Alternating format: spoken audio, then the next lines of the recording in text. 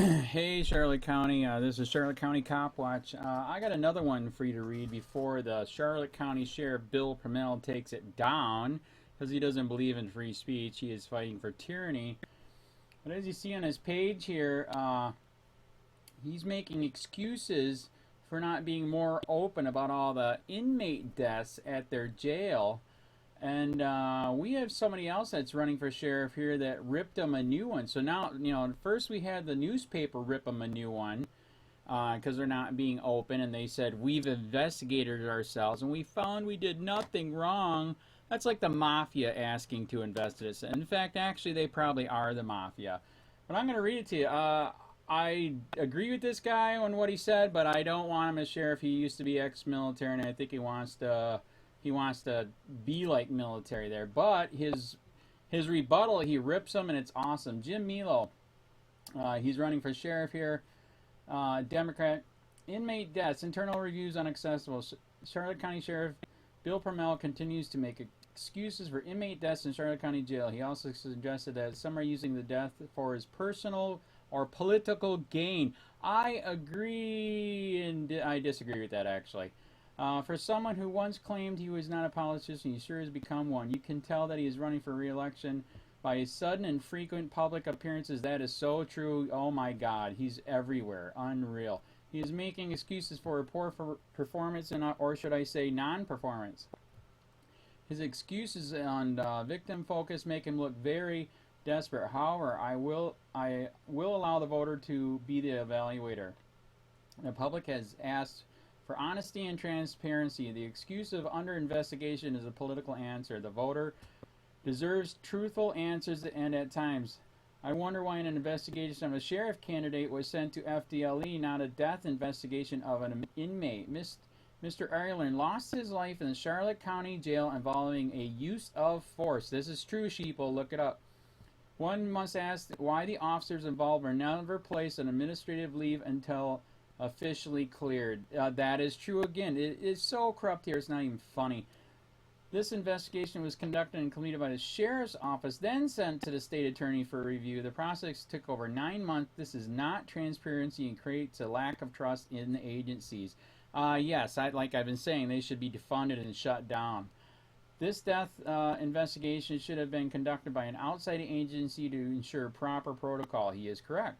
Robert Anderson was another inmate who died in custody. On June 9, 2013, he died while restrained in a restraint chair. Use of restraint chair is also considered a use of force in corrections environment.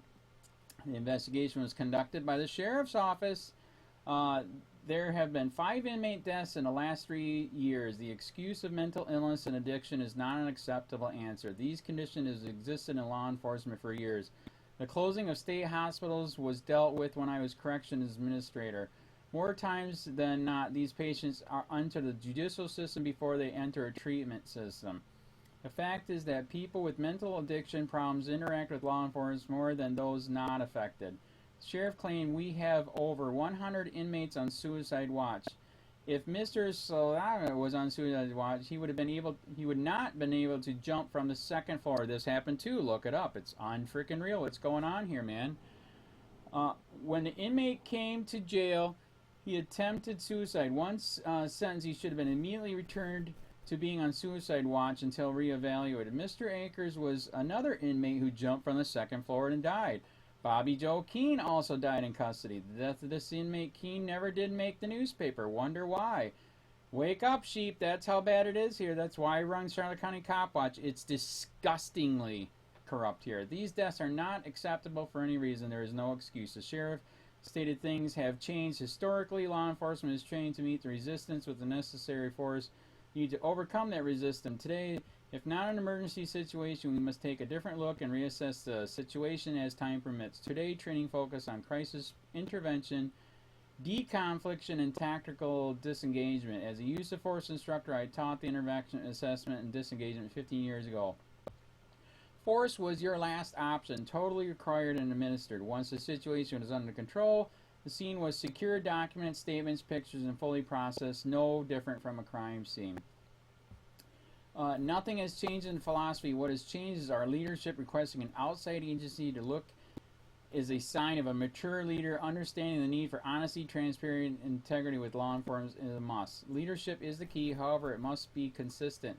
Touting accreditation and claiming to have a model jail did not save these inmates, nor will it prevent any from dying. Having the proper leaders, proper training, correct policy is a solution that saves lives, not excuses. Jim Milo is a Democrat candidate for Charlotte County Sheriff. Actually, I say vote Ed Pope, but this is awesome. He freaking ripped him right here. Actually, if you look it up, Ed Pope in the paper has many editorials where he rips this freaking corrupt Charlotte County Sheriff, where they need a community watch, program to watch over the police. They need body cams, etc. This place is so corrupt, it's not even funny, man. Wake up, sheeple. Defund this place, shut it down, and put Bill Prummell in jail. What do you think?